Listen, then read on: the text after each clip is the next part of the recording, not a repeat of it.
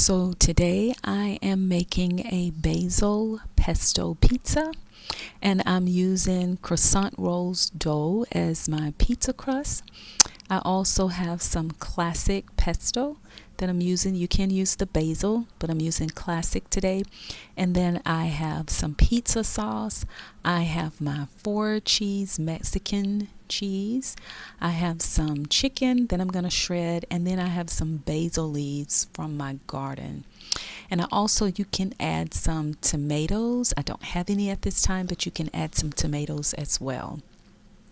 So the first thing I'm going to do is I'm going to spray my pan with butter, and then I'm going to roll out my pizza dough. You guys, this dough wouldn't let me be great today, but I am working with what I have. And I like using this dough because I like thin crust pizza, and so using dough like this, I can determine how much crust I want on my pizza. I'm going to place that in the oven and let it brown, and then I'm going to shred my chicken. This chicken was already cooked. This is an easy dish if you have like baked leftover chicken and you just want to make a quick and easy meal. This is perfect. If you're coming from work and you have that and you have all the essentials, you can whip it up really, really quick. I took my crust out of the oven and I'm adding my pesto to it, and then also I'm adding my pizza sauce to it, and then I am going to be adding my shredded chicken. I'm just going to place that all over my crust, and then I have some seasonings that I like to add. I have some cilantro leaves, and then I also have some oregano leaves that I'm going to add. I love seasonings on my meats. I love seasonings pretty much on a lot of things. I like to put seasonings on.